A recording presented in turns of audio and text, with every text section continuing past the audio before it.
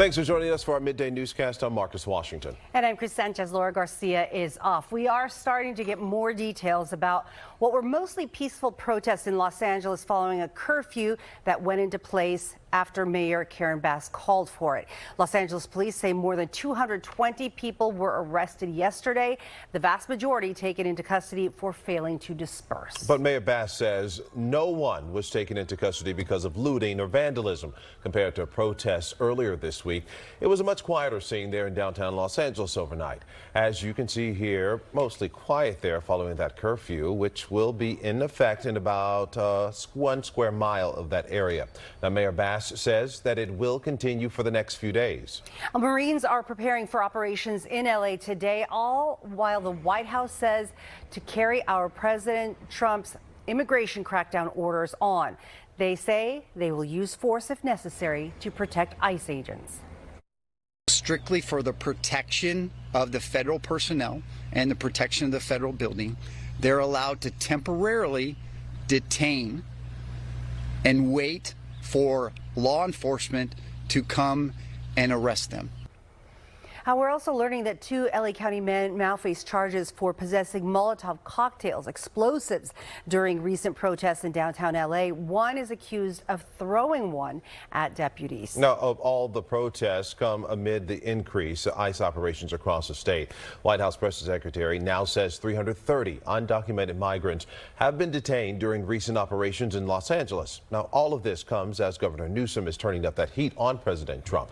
NBC Bay Area's Tom Jensen live for us in San Francisco. This is where both sides are also poised for a legal battle over this issue on Thursday. Okay, so Tom, they're both making their cases on the air and on social media again. Right, and yeah, last night and then again today, Marcus, good morning. And Governor Newsom, as you heard, said democracy is under attack with this latest show of military might in Southern California by the president. While he was criticizing the president, he also asked protesters to have their protests peacefully and lawfully. There was more chaos and more looting and vandalism in Oakland last night. It followed a peaceful interfaith protest nearby in the Fruitvale neighborhood. Witnesses say someone used a sledgehammer to smash into a store near 34th and International, and video shows people running off with merchandise. A nearby car was also set on fire, but so far police are not confirming if the looting and the interfaith protests are connected. There was also demonstrations that have been fueled by the detainment of undocumented migrants outside courthouses, schools, and businesses. We've been covering this and the arrests for a few weeks now. It happened again yesterday in San Francisco and in Concord. Tense moments between citizens and reported ICE agents outside immigration courts where lawyers say several asylum seekers were detained. The governor said the president's military actions are illegal and intentional, and that democracy itself is under attack.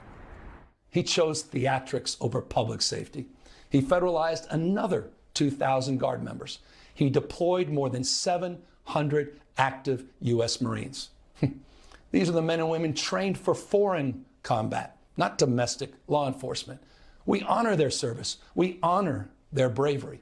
But we do not want our streets militarized by our own armed forces, not in LA, not in California, not anywhere. The president doubled down on Truth Social today, once again calling Newsom incompetent and incapable of keeping the peace during the protests. He said homes would be burning in LA if he hadn't deployed the National Guard and Marines. But Newsom said local police were handling the demonstrators themselves and de-escalating the crime and violence before the president deployed troops. The state filed legal briefs asking a U.S. district court to stop the military deployments. A federal judge refused to grant an immediate restraining order in that case, but we'll hear motions tomorrow afternoon here in San Francisco. Meantime, there is another hearing this afternoon here in San Francisco in another federal courtroom. That has to do with President Trump's threats to withhold funding from sanctuary cities. And Tom, before you go, I want to ask you about that case. What's the latest there? Well, there is a temporary injunction, Marcus, and that injunction also, it extends to Homeland Security, Department of Justice, that original executive order, and then also to any further executive orders that President Trump might try to put in place to circumvent this injunction. Right now, we're just waiting for motions to be filed, and they'll hear those motions this afternoon here in San Francisco. Well, those threats have been going both ways, and Governor Newsom has been pretty vocal about his threat to withhold state funding going to Washington. What is he saying now? Yeah, he's been focused, of course, the past couple of days on what's happening in LA, the military deployments. But just a few days ago, he did sound off after the president made another threat about withholding funding. He sounded off on Twitter in a video, called it Econ 101 for Mr. Trump. He said if President Trump wants to withhold funding from California and other states, and California could withhold its deposits to the U.S. Treasury, and California is one of those states that deposits more money into the U.S. Treasury than it takes out, to the tune of billions of dollars every year. All right, Tom Jensen for us this midday. Tom, thank you.